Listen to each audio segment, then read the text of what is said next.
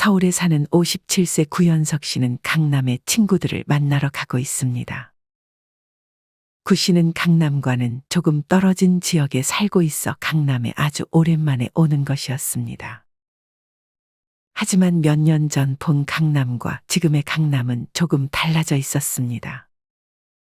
3년 전까지만 해도 상가 공실률이 제로였던 강남에도 이제는 임대 문의 포스터들이 보이기 시작했습니다. 관련 뉴스를 찾아보니 강남도 이제 공실률이 높아지고 있다는 기사가 있었습니다. 구 씨는 친구들이 모여있는 식당으로 들어갔습니다. 구 씨는 자리에 앉자마자 강남의 오피스 공실률에 대한 이야기를 꺼냈습니다. 강남에도 이제는 빈 상가들이 생기고 있는 추세야? 강남 바로 옆 동네에 사는 친구가 구 씨의 물음에 그렇다고 답했습니다. 구 씨의 친구는 서울 강남 오피스 공실률이 오른 것은 높은 임차료 탓에 사무실 규모를 줄이거나 임차료가 저렴한 다른 지역으로 이전하는 기업이 늘고 있기 때문이라고 답했습니다. 부동산에 빠삭했던 친구는 앞으로도 비싼 서울 도심에서 저렴한 외곽으로 이동하는 사례가 늘어날 예정이라고 말했습니다. 구 씨와 친구들의 대화 주제는 꼬마 빌딩이었습니다. 구 씨와 친구들은 꼬마 빌딩 투자에 3년 전부터 관심이 있었지만 대부분의 친구들은 아예 그 관심을 접었습니다. 그거 알아? 마포구 망원동 4층 건물이 48억에서 22억 원으로 떨어졌고 서대문구 4층 건물이 80억에서 50억에 거래되면서 거의 반값 수준으로 떨어졌대. 우리도 그때 한창 꼬마 빌딩 유행했을 때 투자했으면 정말 큰일 날 뻔했어. 그게 정말이야? 예전부터 꼬마 빌딩 공부를 하다가 중간에 멈췄던 구 씨는 몇 년 전과 지금 상황이 많이 달라졌음을 깨달았습니다. 그중 부동산에 별로 관심 없는 친구는 80억에서 40억으로 떨어졌다고 해도 사실 40억만 해도 대한민국 자산순위 1% 수준 아니냐며 그런 사람을 걱정할 필요가 있냐고 물었습니다. 구 씨는 그중 대출이 70에서 80%일 거라며 건물이나 아파트 담보를 끼고 패닉바이를 했을 것이라 말했습니다. 사실상 그 40억의 대부분이 빚이라는 말이었습니다. 그건 그렇고 경필이는 안 왔어? 말도 마. 우리 중에 그때 꼬마 빌딩 투자한 사람이 경필이 하나였잖아. 그때가 22년도였나? 경필이 지금 경매나 파산 위기에 처해 있다는 소문이 들리더라. 구 씨의 친구 경필은 꼬마 빌딩을 샀는데 70% 이상 대출을 받았지만 지금은 임대료 수익보다 이자 수익이 한참 나가 이도저도 못하고 있다가 큰 손해를 보고 빚만 떠안을 위기에 처했습니다. 법인 명의로 사도 80% 이상 대출을 받으니까 한두 개만 공실이 나와도 은행이자가 임대 수익률보다 더 나오면서 지금 힘든 사람들이 많다고 하더라. 서초동에도 매물이 너무 많이 쌓여 있어. 대부분 2년 전쯤에 사서 리노베이션해서 가격 높여 내놓은 매물인데 아무도 안 산다던데. 그 건물도 80% 대출 받은 거라 이자만 매월 몇 천씩 내고 있다는 소문이 들리더라고. 건물주만 문제가 아니라 그 안에 들어간 세입자들도 문제야. 사실상 폐업도 돈이 있어야 하잖아. 돈이 없으면 폐업도 못하고 갈 때까지 가는 길밖에 없으니까. 노후 대비하려다 참 불쌍한 사람들이 많네. 내가 그래서 미친 듯이 몸 관리하잖아. 뭐 때문에? 혹시 알아? 나중에 파지라도 주우려면 지금부터 몸 관리해야지. 지금 같아선 정말 그럴 것 같다는 생각만 드네. 하지만 구 씨는 아직도 꼬마 빌딩에 대한 미련이 남은 듯 했습니다. 구 씨는 자신은 공부를 하고 투자를 할 거라 실패하지 않을 거라고 자신했습니다. 구 씨는 이날부터 여러 동네를 돌아다니며 투자할 만한 동네가 있을까 찾아볼 마음을 먹었습니다. 구 씨는 친구들과 헤어지고 강남을 돌아다니기 시작했습니다. 지하철 강남역과 신논현역을 잇는 강남대로 왕복 10차선 도로를 사이에 둔 양쪽 대로변은 퇴근을 앞둔 직장인들과 쇼핑백을 둔 시민들이 많이 보였고 스마트폰 지도 앱을 열어 길을 찾는 외국인 관광객들도 곳곳에 눈에 띄었습니다. 그리고 미국의 유명한 햄버거 프랜차이즈 파이브가이즈 매장은 안에 손님들로 북적였습니다. 하지만 구 씨의 생각보다 강남임에도 두세 집 건너 임대 문의가 많이 붙어 있었습니다. 사람들이 많이 몰린 곳 주위를 둘러보면 건물 1층에 텅 빈 점포들이 곳곳에서 보였습니다. 구 씨는 비어있는 상가들의 숫자를 속으로 세기 시작했습니다. 특히나 역삼동과 맞닿은 신논현역 5번 출구에서 강남역 출구 쪽 대로변에는 1층 상가 30곳 중에 18곳이 비어 있었습니다. 구 씨는 강남역 인근의 한 부동산 중개업소로 들어갔습니다. 강남에 공실인 가게가 이렇게 많았어요. 근데 임대료는 아직도 왜 그렇게 비싼 거예요? 구 씨의 질문에 직원은 임대료가 낮아지면 건물 가치가 떨어지는 셈이라 임대인 입장에서 임차인이 없다고 해서 임대료를 내리지는 않는다며 임대료를 1년 받느냐 못 받느냐보다 건물 가치를 유지하는 게 더 중요한 요소라 그렇다고 말을 해줬습니다. 구 씨는 조금 더 돌아다니기 위해 다시 밖으로 향했습니다. 구 씨가 돌아다니면 돌아다닐수록 강남대로변의 공실률이 실제 40%가 넘는다는 기사가 나오는 것이 그저 지어낸 얘기는 아닌 것 같다는 생각이 들었습니다. 상가 보러 오셨어요? 길을 지나던 사람이 구 씨에게 말을 걸었습니다. 그냥 둘러보고 있었어요. 여긴 상권이 다 죽어가고 있어요. 여기 말고 차라리 저렴한 지역 찾아보세요. 저기는 몇 년째 저렇게 비어 있어요. 행인은 빈 상가를 손가락으로 가리켰습니다. 코로나는 끝났지만 고물가에 소비도 없고 이렇게 불경기에 월세가 1억이라는데 누가 들어오겠어요? 바보가 아닌 이상. 코로나 이전에야 강남에 있는 상징성과 광고 효과 덕에 이렇게 건물들이 비진 않았는데 이젠 선뜻 들어오려는 사람이 없어요. 그 이유가 뭐인 것 같으세요? 돌아다니는 사람들이 크게 줄지는 않았지만 소비가 위축되다 보니 방문객들이 지갑을 전처럼 열지 않는 원인도 있죠.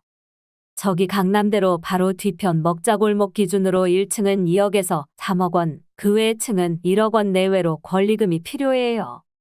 공실이 특히 많은 대로변에 위치한 대형 상가들은 임대료가 1,500만 원에서 2천만 원 수준이고요. 임대료를 좀 내리면 될 텐데. 그러자 이쪽 상권에 꽤나 빠삭했던 행인은 강남역 11번 출구 인근에 있는 상가의 경우 코로나 전에는 보증금 25억 원에 월세 8,800만 원 수준이었다가 코로나 이후로 보증금 10억 원에 월세 4,500만 원 수준으로 떨어진 곳도 있다고 말했습니다. 구 씨는 행인에게 좋은 정보를 얻었다며 감사함을 표하고 집으로 돌아갔습니다. 이날은 많이 피곤했는지 눕자마자 바로 잠이 들었습니다. 구 씨가 다음날 향한 곳은 서울 서대문구 지하철 2호선 신촌역 인근이었습니다.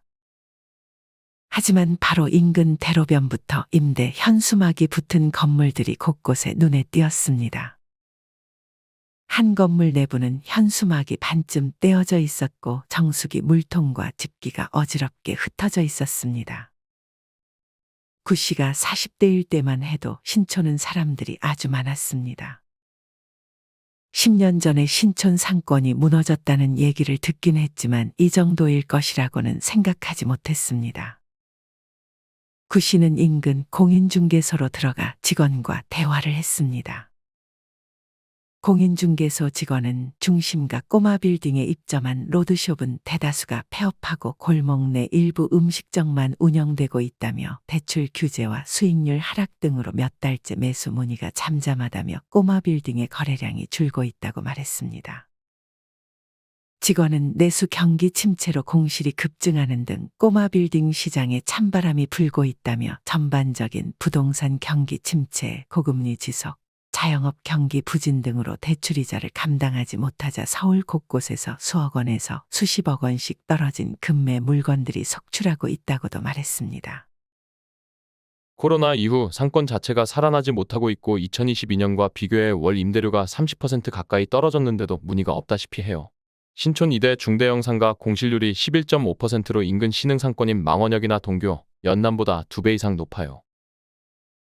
꽤나 부정적인 직원의 말에 구 씨는 조금 실망한 채 밖으로 나왔습니다.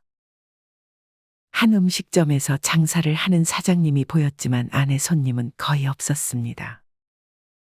꽤나 젊은 사장님이 가게를 운영하고 있었는데 구 씨는 배를 채우러 식당 안으로 들어갔습니다. 장사가 요새 좀 어려우시죠? 구 씨는 조심스럽게 물었습니다. 쉽진 않네요. 폐업하고 싶어도 못 접는 이유가 원상복구 비용마저 없어서예요. 원상복구를 하며 폐업하는 분들은 그나마 형편이 나은 분들이기 때문에 폐업하는 분들이 부럽다는 말까지 나올 정도라니까요. 들어보니 폐업을 하려면 들어오기 전과 같은 상태로 되돌려놔야 해서 들어가는 비용이 적지 않은 듯 했습니다. 단순 사무실의 경우 간판을 철거하고 파티션을 제거하는 등의 비용으로 200만 원에서 500만 원 정도가 들었고, 카페나 음식점의 경우 배관 철거, 주방 설비 복구 등으로 인해 1,000만 원에서 3,000만 원 정도의 원상복구 비용이 발생한다고 합니다. 지금 빚도 못 갚고 있는데 그 돈을 어디서 구하겠어요? 구 씨는 안타까움이 느껴졌습니다. 제가 생각이 짧았어요. 요즘 돈 쓰는 사람들 다 택배로 물건 사고 음식도 배달시켜 먹고 여행은 죄다 해외로 가잖아요. 차라리 온라인 사업을 할 걸 그랬어요. 물론 그것도 쉽지는 않겠지만. 이 젊은 사장님은 속에 쌓인 불만이 많았는지 계속 말을 이어갔습니다. 젊은 30대 신혼부부가 자립해서 살 수 있게 현실적인 가격까지 집값도 좀 내려야죠. 그래야 출산율이 조금이라도 오르지 않겠어요? 구 씨는 그저 말을 들어줄 뿐이었습니다. 구 씨는 계산을 하고 나와 이번에는 종로구로 향했습니다. 종로는 구 씨가 이전에 잠깐 살았던 곳이었습니다. 이곳도 별반 다를 게 없었습니다.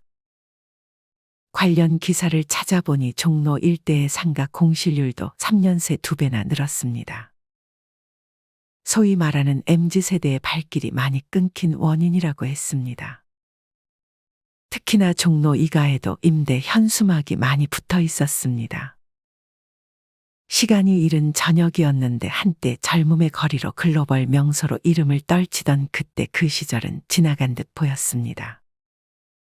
눈이 펑펑 내리는 날이긴 했지만 그걸 감안했을 때도 골목마다 지나가는 사람을 찾기 힘들 정도로 사람들이 보이지 않았습니다.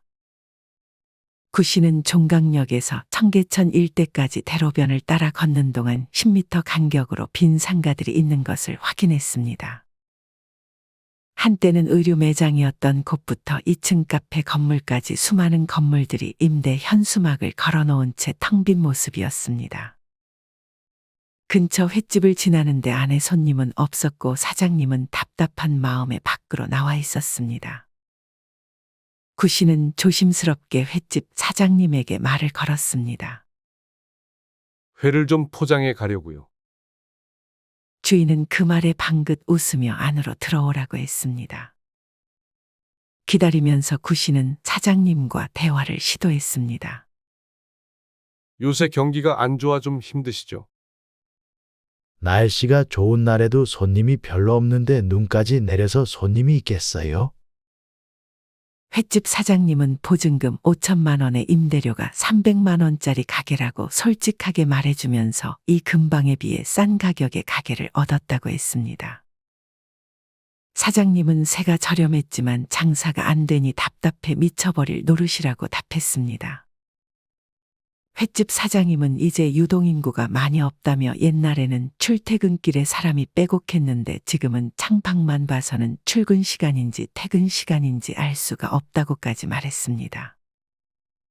오후 11시만 되면 거리가 썰렁해져요. 대중교통 끊기기 전에 사람들이 다 집으로 가니까 결국 외국인들만 남죠. 고마빌딩에 관심이 많다고 했죠. 재작년 하반기부터는 이쪽 고마빌딩 거래는 거의 끊겼다고 보면 돼요.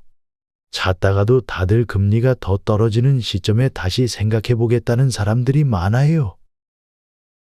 사장님은 옛날에 49억 원에 거래됐던 건물이 다음에 28억 원에 거래가 됐다며 꼬마 빌딩을 알아보는 구 씨를 말렸습니다.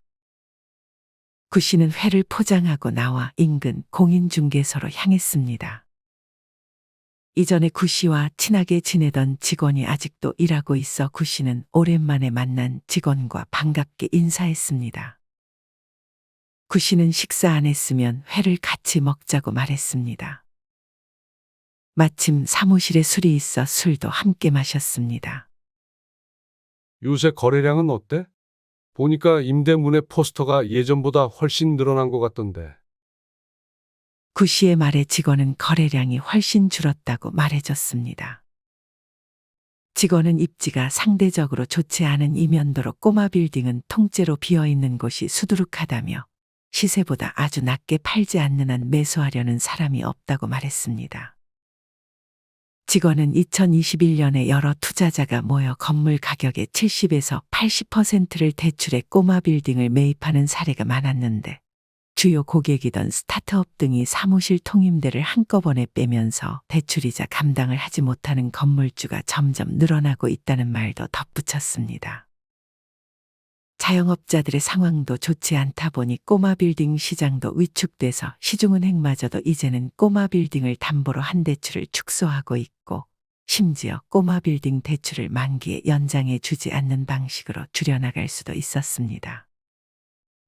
서울 중대형 상가에 투자해서 수익률이 얼만 줄 알아?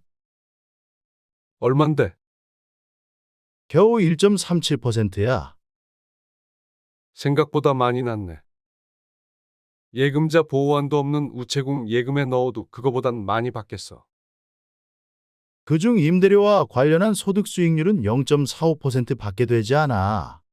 즉 1억 원을 투자했다고 가정하면 고작 45만 원의 임대료를 얻을 뿐인 거지. 직원은 한 매수자 얘기를 해줬습니다. 직원이 말한 매수자는 임대료 500만 원의 꼬마 빌딩을 50억 원 대출로 구입했으며 대출 금리는 3.5%에서 6%로 상승해 월 2천만 원 이상의 이자 부담을 안게 되었습니다.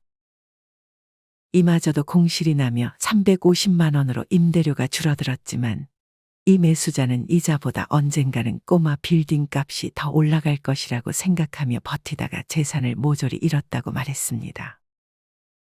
구 씨는 이틀 만에 꼬마 빌딩을 구매해야겠다는 생각이 쏙 들어갔습니다. 그러던 중 사무실로 손님이 한 명 들어와 있었습니다. 그 손님은 구 씨와 직원의 대화를 한동안 듣고 있었는데 바로 구 씨에게 다가와 조언을 건네기 시작했습니다. 손님은 자신의 모친이 10몇 년 전에 경매로 서울 핵심 상권에 낙찰을 받았다는 말로 이야기를 시작했습니다. 10억 가까이 써서 4층 건물로 탈바꿈을 했고 그때만 해도 이제 부자가 될 일만 남았다고 생각했습니다.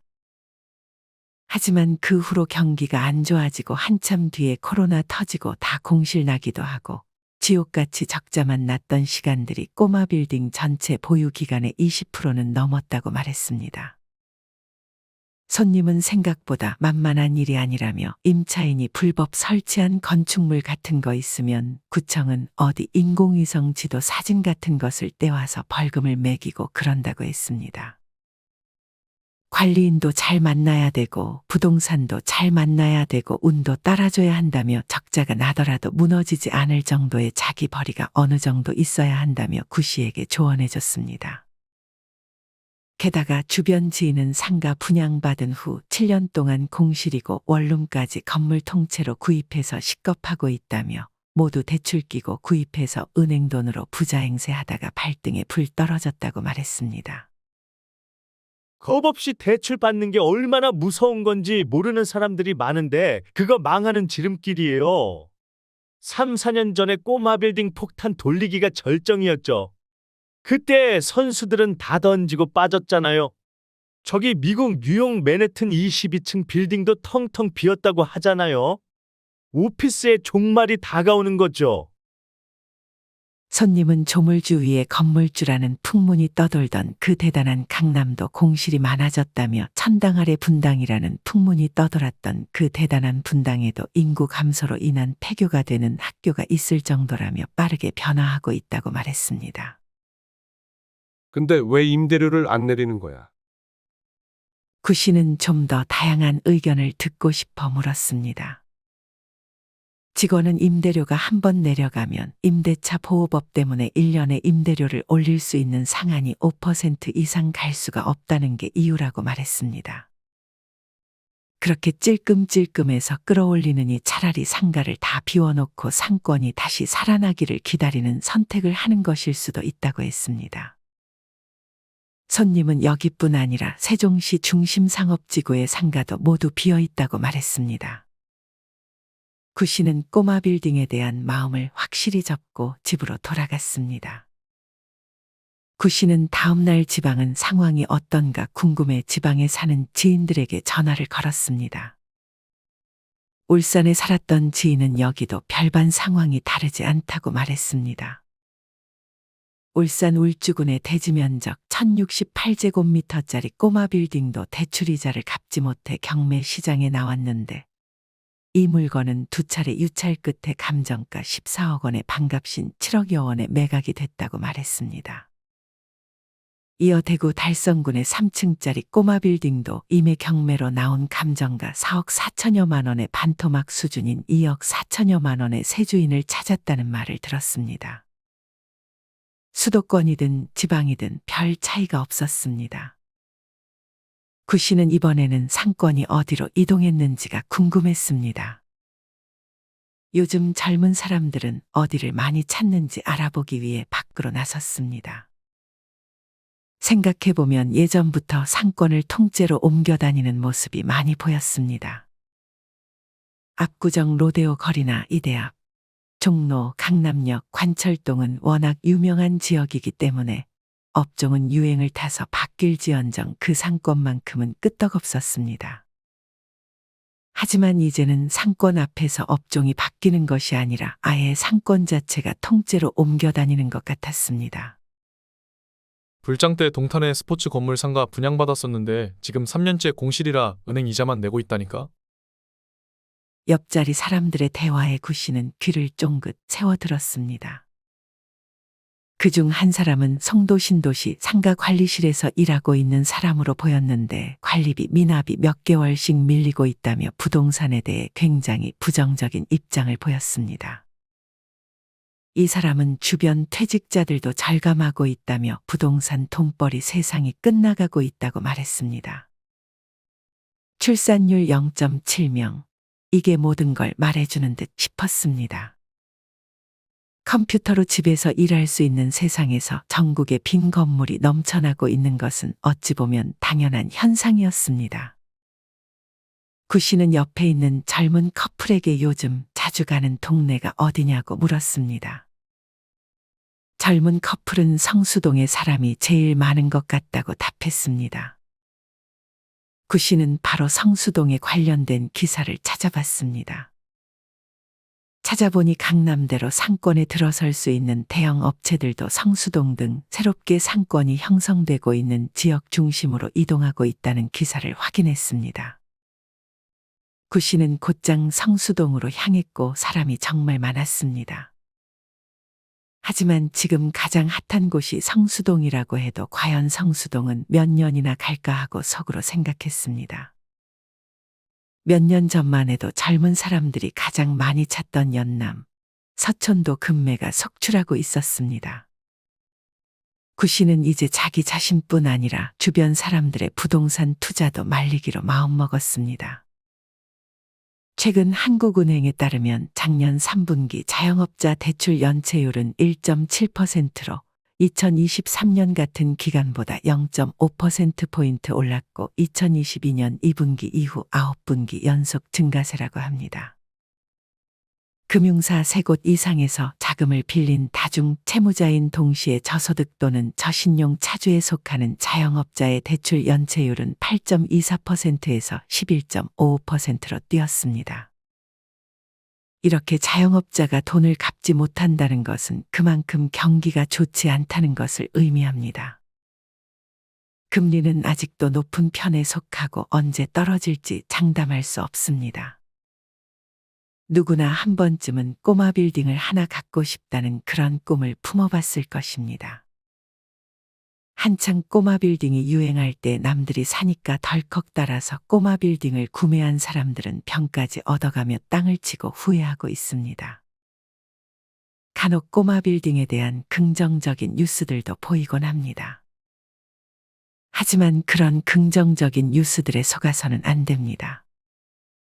우리나라의 자산 부자는 많지만 현금이 많은 부자는 그에 비해 많지 않습니다. 거의 대부분이 부동산에 돈이 묶여 있습니다.